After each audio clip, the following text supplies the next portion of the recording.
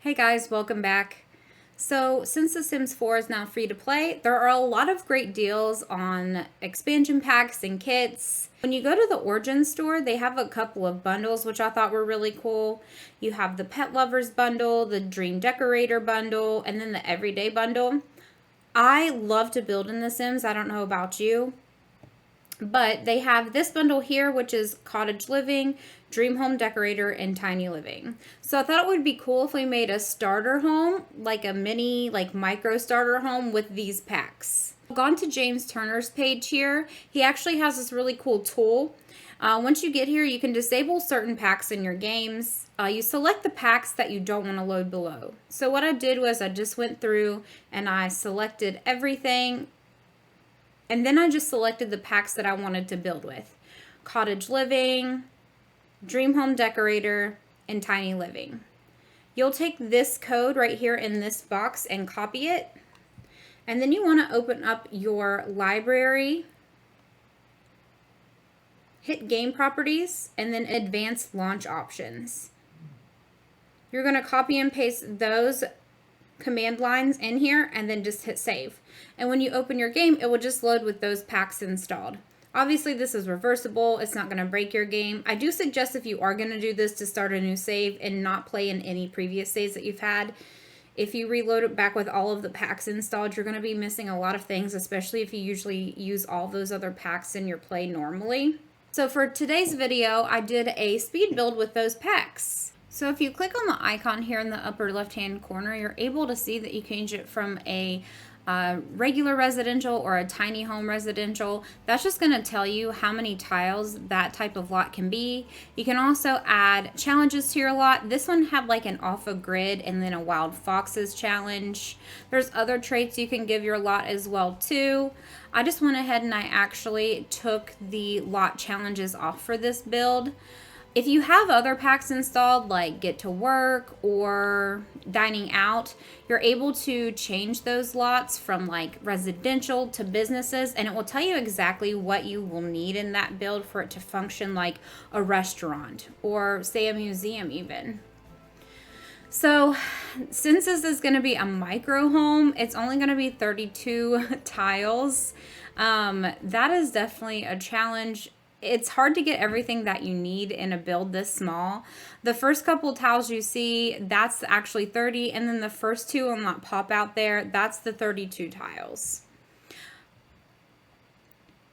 I had a really hard time with this. I wanted to use almost all of the items that I installed with this pack. I wanted to use the Tiny Living, the Cottage Living, and then the Dream Home Decorator. So I really didn't try to use anything that existed already in the base game, just so you can download this lot. It is in the gallery. The windows are definitely an issue because in tiny homes, especially in micro homes, you don't want to put them where you could really put something that you'll need, like a cabinet or a dining chair. I went ahead and I took everything that I thought that I would need for this build and stuck it out on the lot. It really helps whenever you're doing this build to kind of figure out where things need to go and how big they are. It just helps you visualize a little bit more. I also did this home as a starter as well too. So I went ahead and I purchased the lot with a sim and then went into build mode. And then I just used the leftover money that I had. Again, with the saucer lights, I just typically use those when I first start out in a build. That way I can see. And then typically what you'll see me do here at the end is replace those with actual light fixtures that I prefer. I love this yellow kitchen. The cabinets are from Cottage Living, including the refrigerator. I think the stove top there is from Tiny Living, and then so is the oven.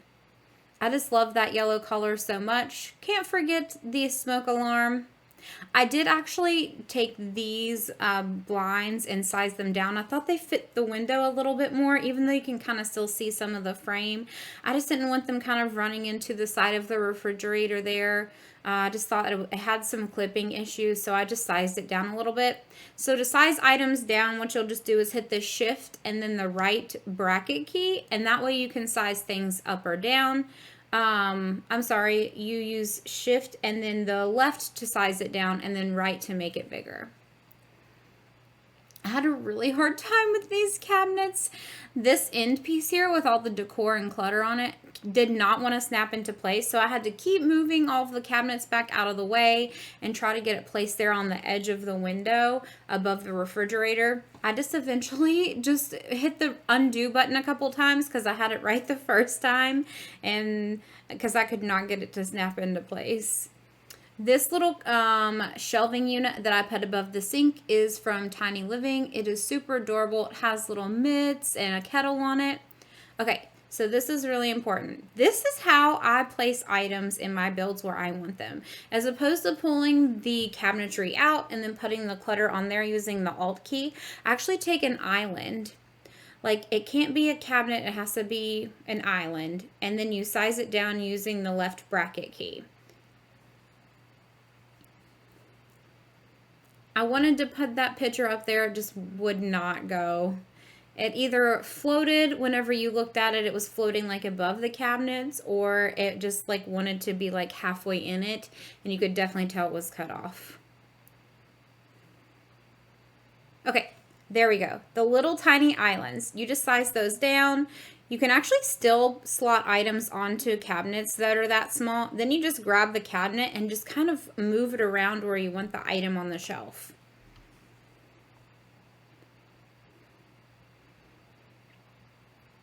I did not actually end up keeping the bed there. I just moved it. The desk I end up replacing as well too. I wanted something like a little bit larger just to take up some more space.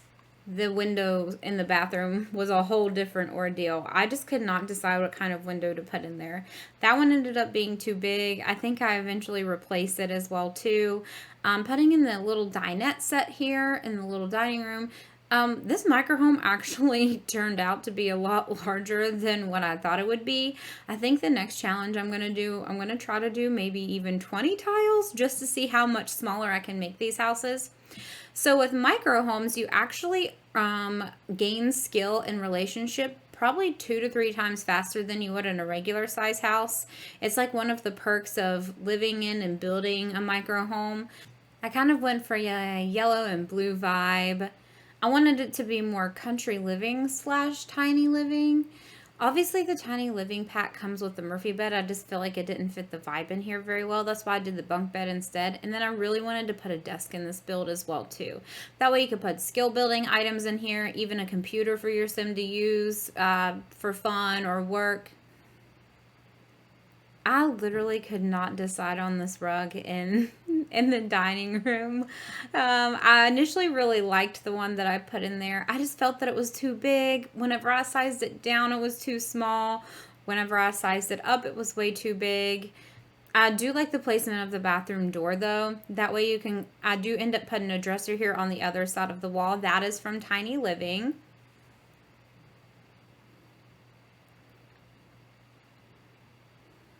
And then I did size down that cubicle and put it up against the wall there. I really wanted to use this other desk from Tiny Living. I just think it wouldn't be very functional as far as if you were to put the desk this size underneath this bunk bed, you wouldn't be able to open up those drawers. So I just did something plain instead.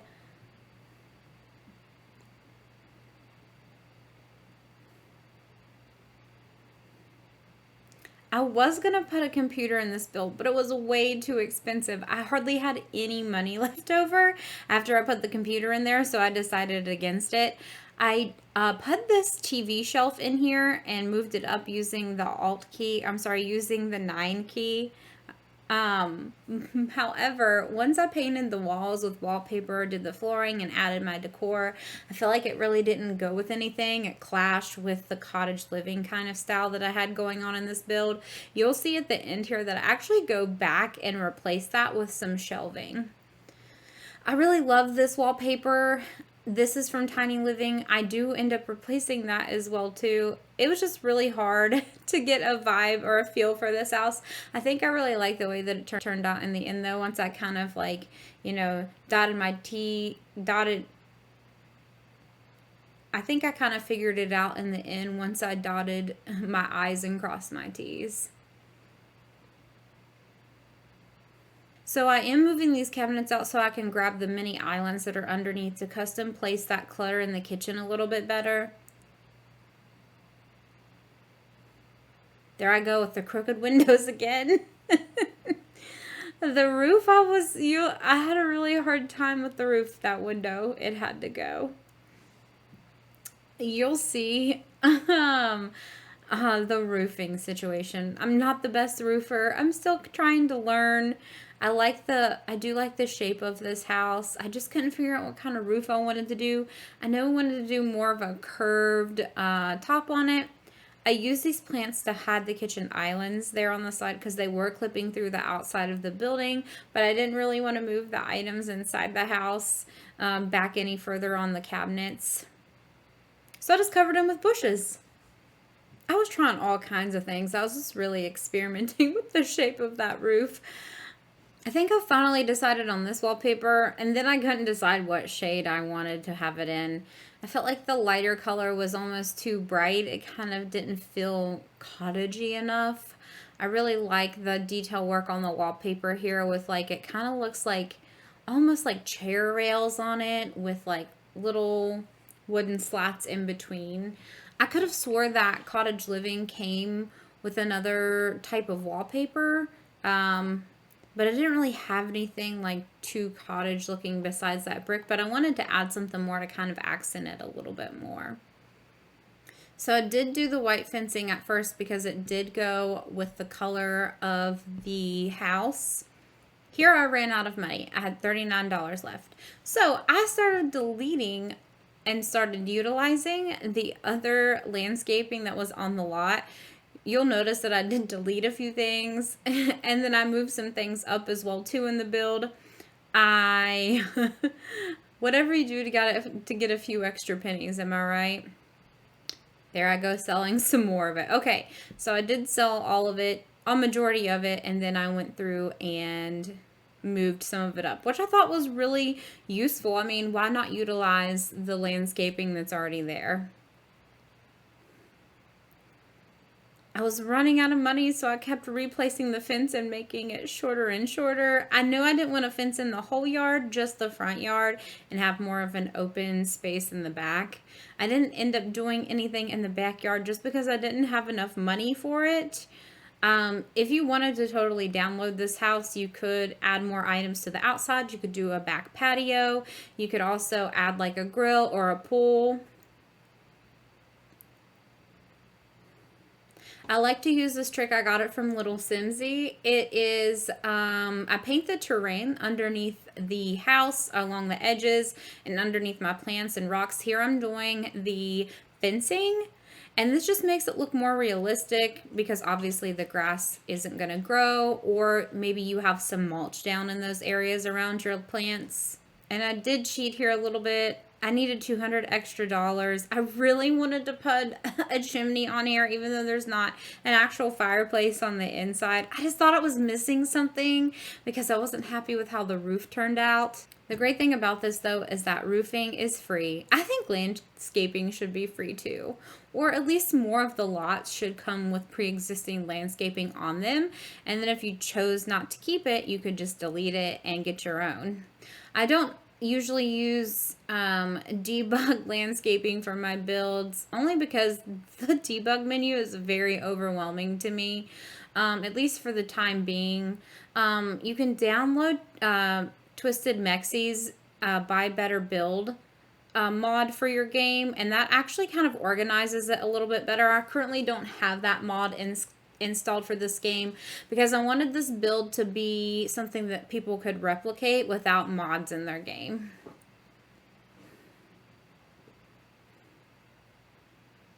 Here, I did the much darker color, which I love so much better. Definitely more cottage looking. Decided to do like a darker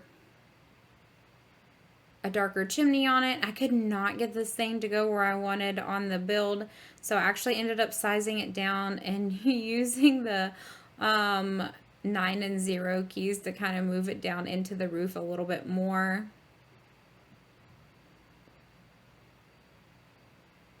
And I did end up keeping this wallpaper. I thought it really accented the blue of the dining room and then the yellow in the kitchen because there's a little bit of gold in it.